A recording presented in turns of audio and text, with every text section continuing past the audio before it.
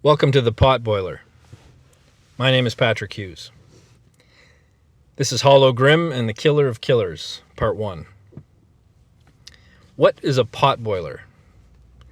It's an old term for pulpy paperback genre writing that I think deserves some fresh varnish. That's where I got the name. I figure it fits in this medium. Let's do the intro. Nevada, 1896. Hollow Grimm is a killer. He's the kind of killer Nevada needs. Some predators will only be a threat to the civilized herd. They've proven themselves unworthy of a place above the desert dirt. Hollow hunts them as an occasional marksman contractor for the US Marshal. When he's not on a fugitive's trail or setting aim with his notorious rifle, Hollow lives a quiet life as the Postal Clerk of Progress Township, sorting the correspondence from the changing country and hoping the Marshal won't call on his violent services. Today, Hollow is on trial for murder. His kill shot rang out across the town square in the closing moments of the previous Sunday's chapel service. John Butler lied dead, an innocent man by all accounts, surrounded by his friends and neighbors. And now the gallery that once saw Hollow as a hero wants to see his face framed in a noose.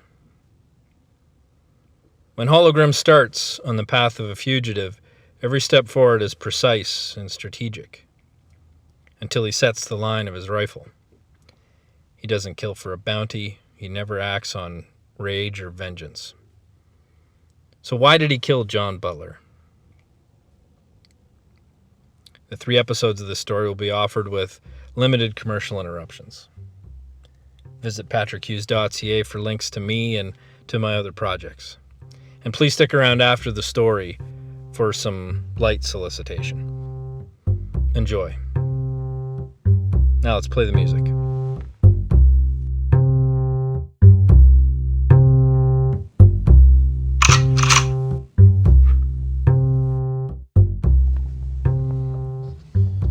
Hollow Grimm and the Killer of Killers. 31 March, 1896. I stepped out of the jailhouse and into the sunlight, adjusting my collar and waistcoat and straightening my jacket lapel, unbending the crooked lines of my overnight stay. I watched the edge of every shadow on the road before me with the corners of my squinted eyes. The red sun bled across the morning sky in a needless warning of the day ahead I had to cross. I could feel the predators gathering eagerly at the sight of me walking without my rifle strapped over my shoulder. It seemed that I was more valuable alive for the moment, so I reset my focus into the boardwalk boards ahead and put my mind back on the task at hand. I felt this weight before, but I've never felt burdened by it. There's a difference between execution and murder, but within these lines they've called Nevada, all killing is killing, and someone needs to answer for every bad ending.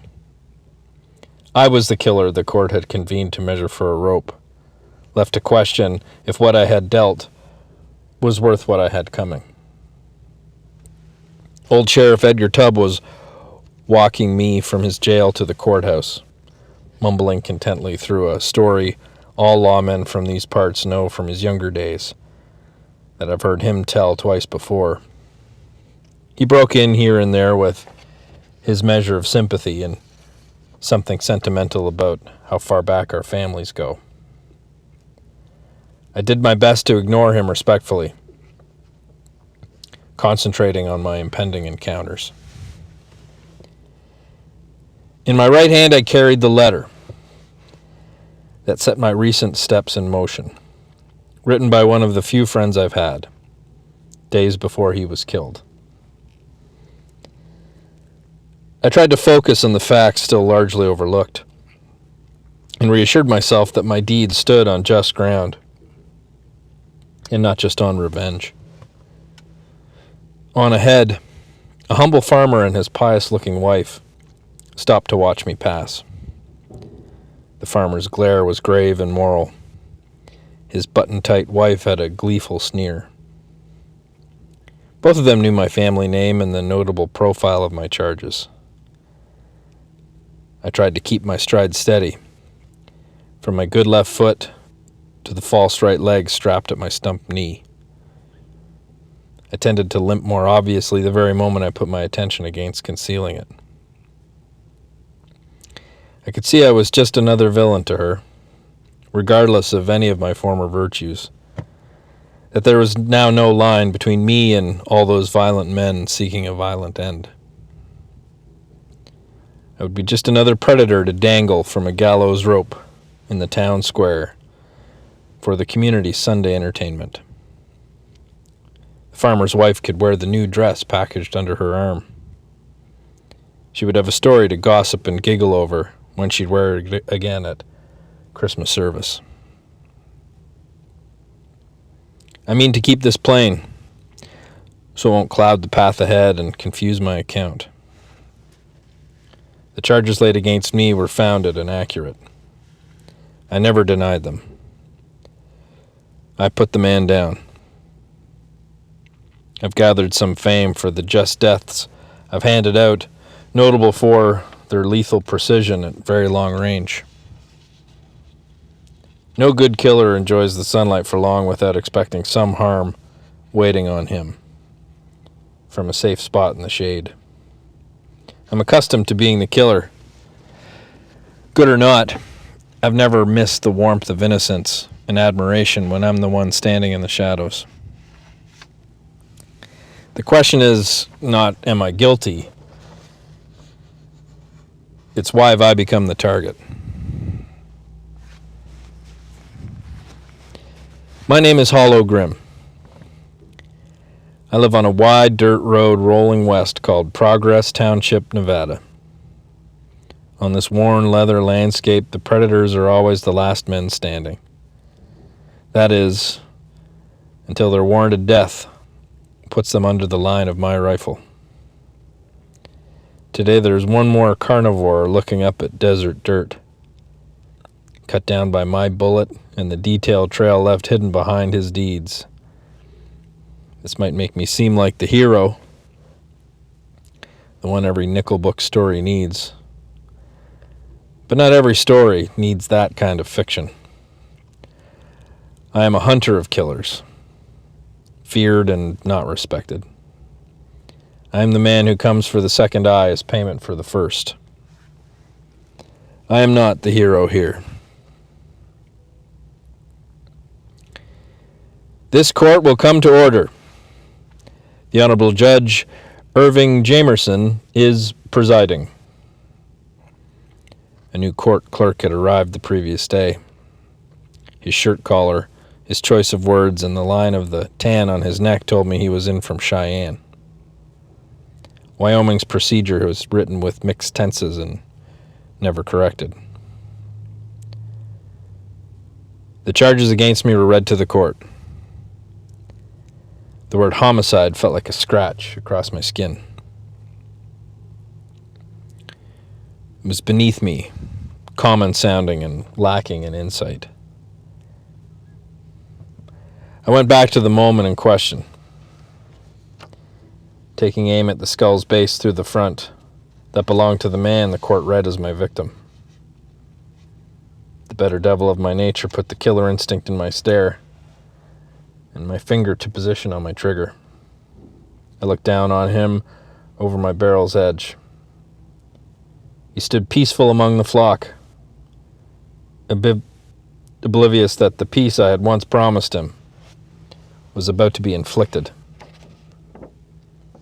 I found my line through the wind and the rising heat of the midday desert sun and struck my rifle's hammer into the chambered bullet, igniting it into a curl that went up slightly in the warm air and pierced his brow with a red liquid star, leaving a final expression of shock frozen on his face, as those around him spent a last moment oblivious.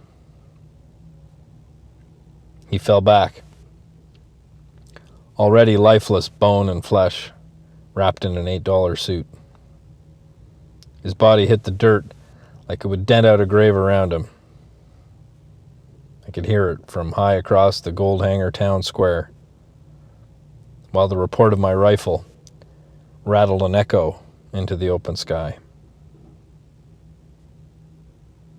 Judge Jameson entered the courtroom. I'd watched him do so many times before, with a clear disregard for the ceremony surrounding his station. He seemed calm and unaffected as he stood high at his bench and looked down right through me. We had a rapport that was warmer than his apathy would have suggested, though we were neither of us friendly very often. Given the day, the best I could hope for was his objectivity, and he put any familiarity aside. I've sat in the witness chair next to him in my occasional capacity as an agent of the US Marshal, offering testimony on the latest condemned soul felled by my rifle and the events directly preceding the execution. Or at the table across from me, offering counsel with the prosecutor, or even in the gallery with another dusty text no one around me had ever bothered to read, waiting for insight into my latest warrant. As a forgettable history went unrecorded. In all these angles, Judge Jameson was my favorite to observe. His relationship with the law was unique, his grasp of logic pure and cold. He saw things as I saw them, with no place for politics or popularity. Since my father testified here as a marshal years before, I've been enthralled by Jameson's command of the exchanges between justice and law before him. Justice and the law are neighboring nations. They have to converse and occasionally have conflicting interests. The judge had aged noticeably since my last visit to his court. 16 months can mean a lot to a man nearing 70 if the desert bludgeons him with the wrong kind of winter. He nodded his command for the court to be seated and sat down into his chair, concluding a weary set of gestures and an expression of distaste, like we had disturbed his quiet. Court proceedings were a repetitively worn routine with no flavor left for him to taste. The fact that the potential to make his interpretations less thoughtful and his verdict less predictable. He began to examine my rifle, the prosecution's first exhibit, to occupy himself as the visiting federal attorney asserted himself. He pulled the gun in close and looked over it with an invested set of eyes that seemed to know it once belonged to my father, Marshal Charlie Grimm. I had to consciously remind myself that my normally chambered bullet would have been removed, should the moment to use it present myself. Why are we here, Mr. Federal Counsel? Be assured I am here in Nevada for truth and justice. He paused for reaction, but the humor fell flat. The government's representative did not come to this rustic courtroom for a fight in the sand, Your Honor. I'll stop you right there, Counselor. What is your name? It's Dapsheen, Your Honor. I am the justice of this proceeding, the interpretation of its legislation and the burden of its punishment. The fight, if you will. Thank you all the same, Mr. Dapsheen, for the gift of your cosmopolitan presence. A meter thicker than molasses on the judge's part was used to ensure further humor would cease.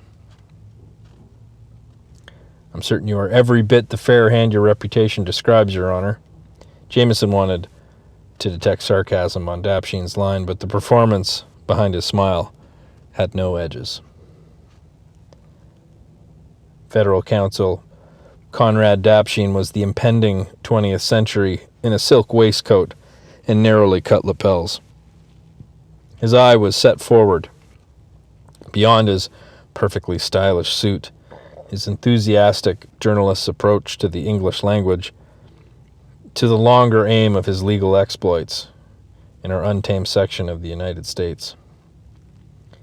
His choice of fashion, finer than the quarterlies I peruse in my postal office, and my own attempts to look sophisticated in an unkempt place, indicated a worldliness that well surpassed my own, resources that went back beyond his father, and a complete comfort in his tailored skin. He was a new version of the kind of lawman my father was. Not just a man with a dangerous authority running errands, but known to be thoughtful and a remorseless sentry, skilled with his set of tools. He was speaking to a greater sense of right and wrong, intent on forcing everyone around him in the converted church, in the center of this country's last and least, to convert this place into a courtroom and see this barbaric frontier era was a place doomed to pass. His task that day was to seek the order of my execution for the good of this angry part of the nation. Considering the evidence, I could hardly hold that against him.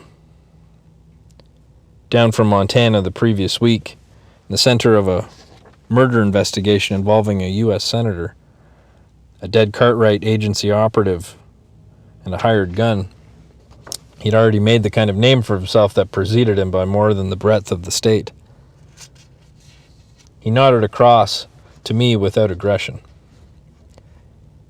He apparently felt no need to put a glare at me and say his piece about righteous consequences. It occurred to me how incidental I was to him in this, merely just another killer in question. It wasn't just a hanging he wanted, it was a law to lead other laws with a dead gunfighter's surname and a citation with his. One more stride in the march to flatten this frontier, one less gun with a famous name behind it to help powerful men back east that also wear suits slightly more expensive than mine feel better about the parts of their country that make them uncomfortable. He wanted to please them and stand among them. Prosecution, state your case. Your Honor, it is our intention to prove that Mr. Charles Grimm, Jr., also known as Hollow Grimm, did willfully murder one John Butler without cause, and in fact did so demonstrating a pattern of abuse of his badge, his station, and his once lauded family name. We intend to show that, understood, Counselor, he killed someone and the government seeks to hang him high. Not proven, Your Honor. He allegedly killed someone. Yes, Mr. Mendelson allegedly killed the man in front of a town full of witnesses. The old man glanced annoyed down at his notes with a sniffle that seemed he would have preferred it was done in at the scene and saved him this trouble. At a funeral service in the town square. Mr. Grimm, is this true? Yes, sir. It is. I enjoy watching people react to the sense they have of who I am, conflicting with the man they behold. They've heard my name and all about my cold expression. They know a story about me and a spectacle killing performed with my rifle, and the measure they know of me that won't match 6 better legends they've heard about my father. Then they witness an atrocity I've been asked to perform. They see my rifle smoking, and sometime in the before or after, they witness my expression still and unbent. They get a new sense of warranted killing without the showmanship storybooks told them would somehow appear romantic. Is that a confession, Your Honor? A confession cannot be obtained in that manner, Your Honor. According to statute, my lawyer had a tone in his voice that was bent up somewhat like a scolded child. I know that, son. I just thought it couldn't hurt for us to get to test Mr. Grimm a little before the lawyering gets started. I'm going to go ahead and assume that by your response, your case is somewhere in the opposition to the other table. The prosecution may call its first witness. Because I know it will please the court, I will forego my opening statement in favor of the testimony of my first witness, who will set the violent scene we have gathered today to hear. His self-deprecation was a clever choice. Jameson was no fan of humor unless it was his, but he was pleasant if you could get him to read from his rule book. Dapsheen knew to be an unchallenging and forgettable kind of funny. It is with great appreciation for his presence that I call Pastor Joseph Devine. It will only help the expediency of the justice we seek to begin our discussion at such a high standard. Pastor rose from his seat behind me, crossed the floor, and took the witness chair with a regal grace before addressing the counselor's flattery. It is my duty and my pleasure, Mr. Dapsheen, to offer myself in this terrible injustice. He recited his oath, an extra cross gesture, as he put his hand on the Bible, coupled with an arrogant grin. If you could, begin by setting the scene for us, Pastor. A small crowd in the courtroom settled into their seats, expecting a rich helping of sanctimony before seeing the other end of Mr. Dapsheen's request. Pastor Devine glanced over at me with the kind of warm expression that you reserve for only your most jagged hatred, as he gathered fresh garbage for this crowd's consumption. Certainly, we couldn't have asked for a more splendorous day for our ceremony of worship, for the life and passing of Byron Dunn. The sky was regal blue from one horizon to the other, and the sun shone down the warmth of the touch of God's hand on each of our shoulders. From Luke's Gospel to, Pastor, if you please, let's stay with the facts and steer away from the narrative, if we could. Of course. My apologies, Judge. That's Your Honor. Excuse me? My casual title is Judge. In this courtroom, I am addressed as Your Honor. If I'm ever in your church, I'll call you whatever onerous honor requested of your tradition, but assuredly I'll expect that respect asked of those before my bench. Now please, proceed and leave out as much of the flowered decoration as possible. The showman pastor reset his stage presence and continued. There wasn't a cloud in the sky. The entire town had gathered in the square to join the funeral proceeding at our church's front steps. All the proceeding splendidly as our chorus started of Amazing Grace. Nearing the end of the second verse, screams erupted through the crowd as a rifle report sounded from across the space. Heads and shoulders turned and moved the group from side to side like wheat blowing in an untended field, turning and bending a chaotic sequence. What happened? A man from our congregation, John Butler, had been shot in the head, directly between the eyes. He died instantly. Mr. Hollow Grimm was standing on the roof of the mercantile shop across the square for all to see. The sun was beaming behind him. It was like a permanent shadow, his long coat waving in the wind like a shroud, like the reaper from our collective nightmare. For effect, the pastor paused, shut his eyes, and quietly drew a small cross on his forehead with his thumb. That must have been terrible. How frightening for you and yours. The law enforcement agents in attendance had the area secured and back in order within minutes. It certainly put my mind at ease, Mr. Dapsheen.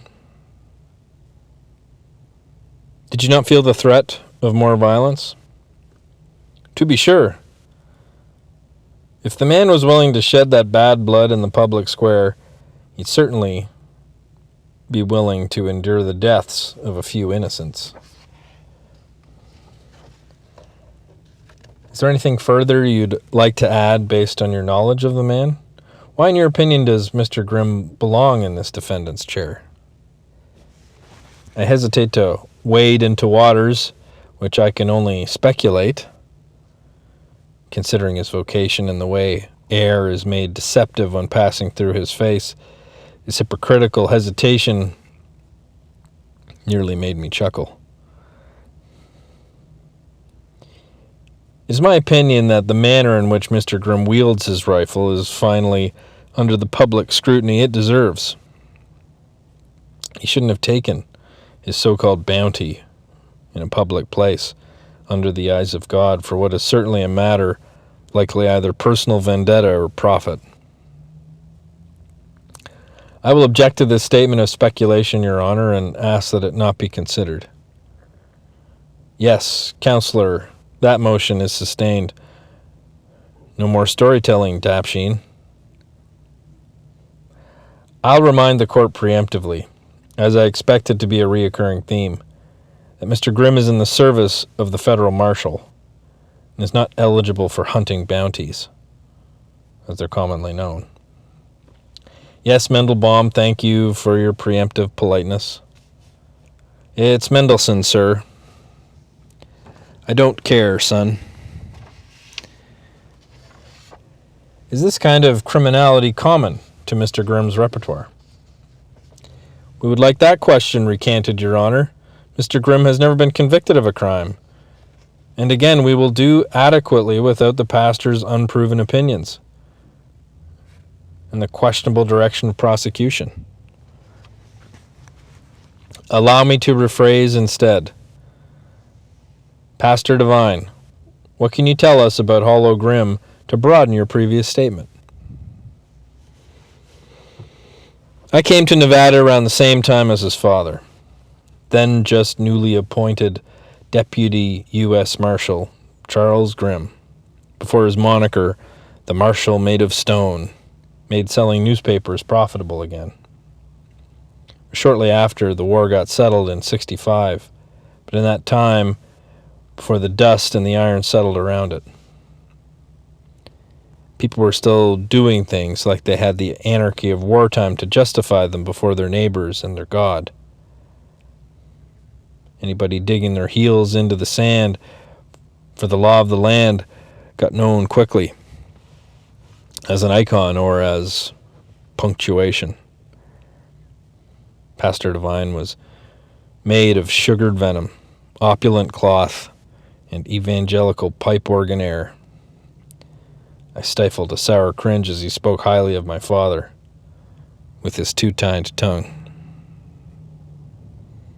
I have known Hollow Grimm since his moniker was Charlie Jr., following his father around with his nose pressed into a book before infection took his leg and he took up his daddy's old rifle.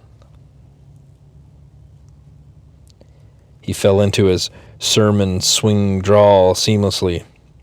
I know that he sold his rifling services to the Army as a mercenary marksman for nearly a decade after being turned out from the University of Chicago. He occupies his time as the Postal Clerk of Progress Township, just north of us.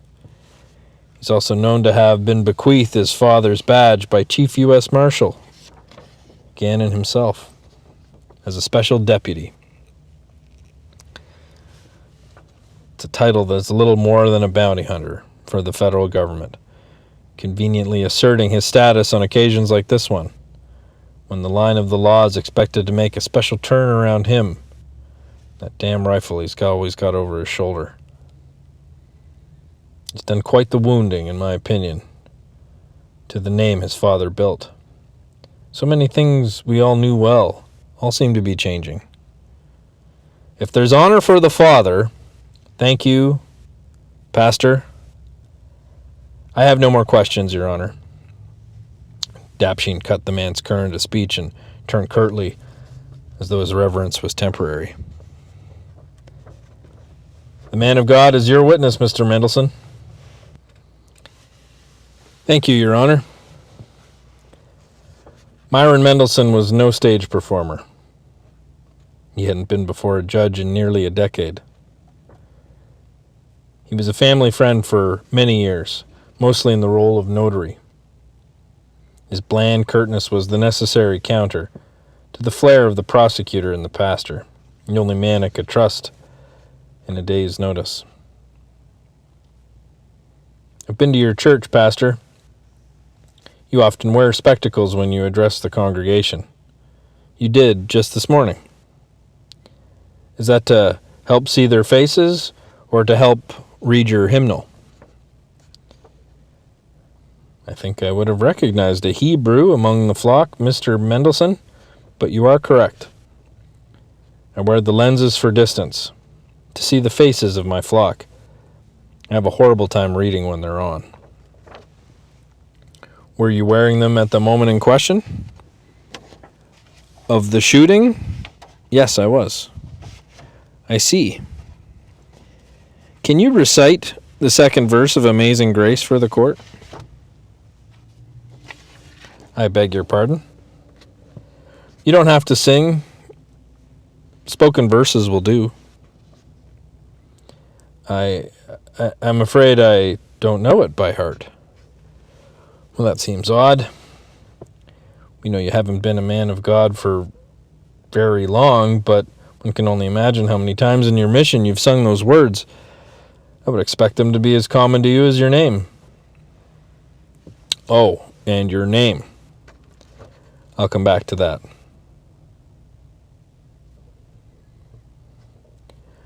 I suppose I rely too heavily on reading from the hymnal. But you were wearing your glasses. I'm sorry? No apology required, only a clarification.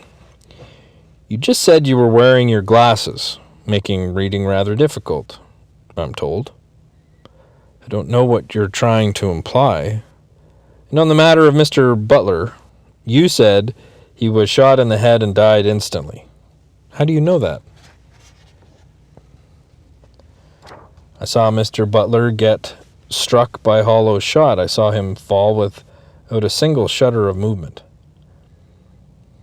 Directly between the eyes were the words you used earlier and that you saw with your glasses on. Can I ask why you used that choice of words? Again, I'm not sure. Was it an accurate description of what you saw or an expression used for effect? I meant it as a description. I saw it with my own eyes. I suppose you could say that I chose the expression to reference the skill it would take to make that shot from any distance.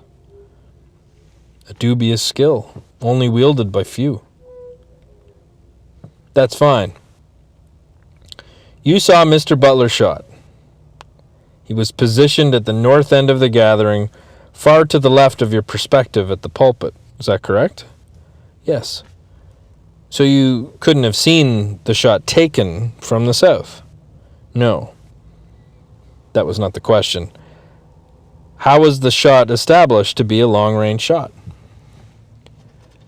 I'm no expert in these matters, but I know there was a moment between the flare of this man's gun and the sound of the report, of which you heard both. I did.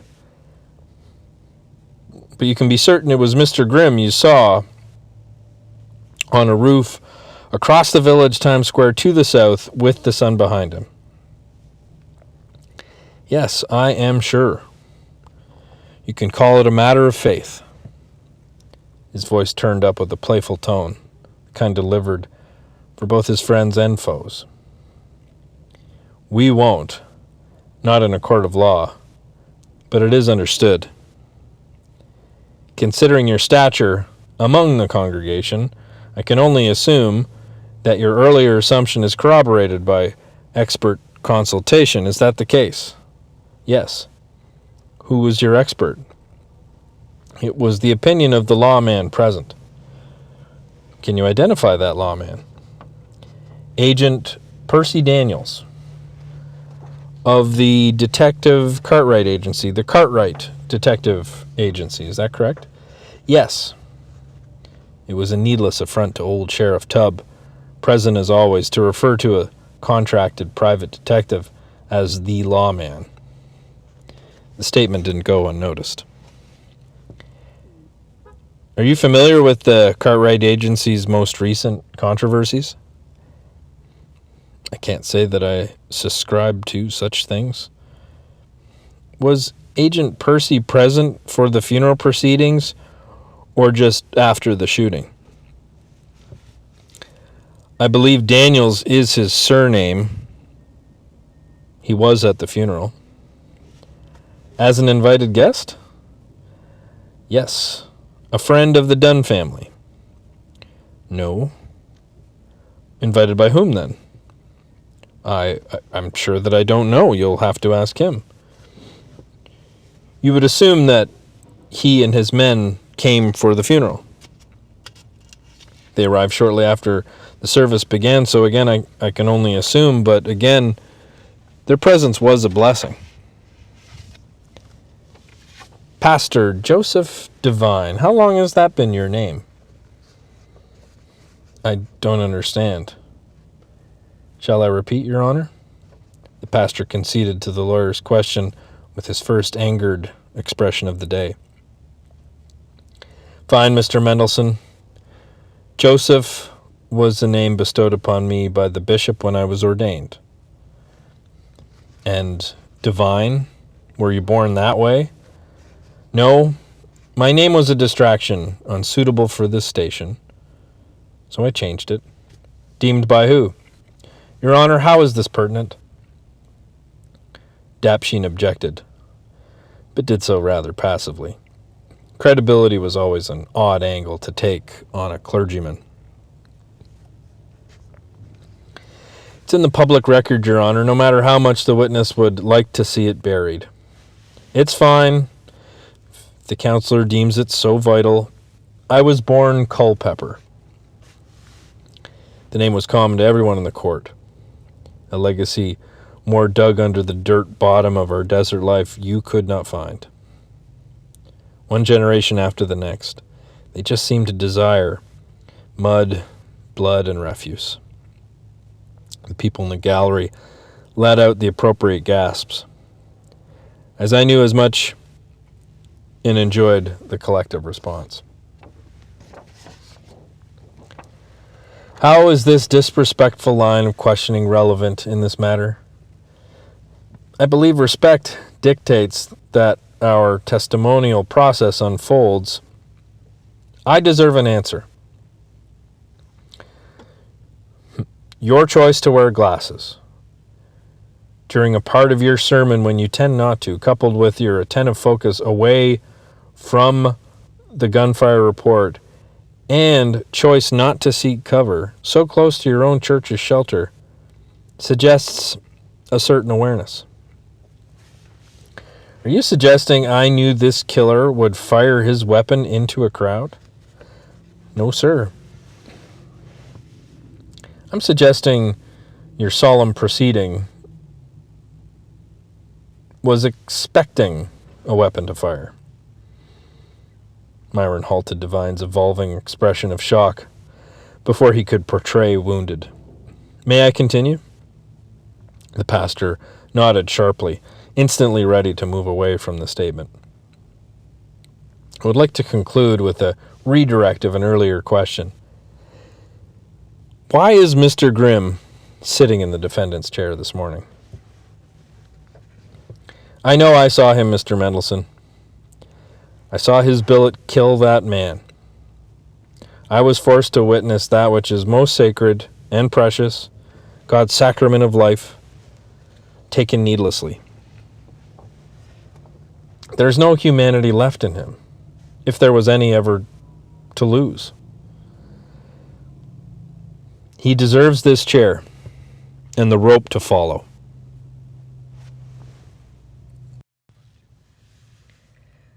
As my attorney dissected the pastor's credibility, much to my own delight, Judge Jameson could barely maintain his attention. His stillness was stone, with the lack of any discernible reaction to the questioning. The questions he had were answered, and he was unmoved. A voice that spoke loud enough for me to hear, but not to travel to the bench, caught my ear. Short drop, sudden stop, Mr. Grimm. To be continued in part 2. Thanks so much for listening to Hollow Grimm and the Killer of Killers, part 1. Part 2 should be available in the feed. In part 2 of 3, the prosecution's case tightens around Hollow, with an abundance of witnesses all pointing their fingers directly at him, and a case with a verdict that seems all but unavoidable. Let's do the call to action. If you like the story so far and you want more, or you feel compelled to throw your support in this direction, the fastest route is through my website, patrickhughes.ca. There you'll find access to my other projects, links to my books and ebooks on various platforms, and a contact me function. In the meantime, you can rate, review, comment, and subscribe. Share on your socials and recommend the Potboilers podcast and my writing to all your friends. No matter where this technology takes us, the best place to find fiction is always within your friend's good taste. Thanks again for listening.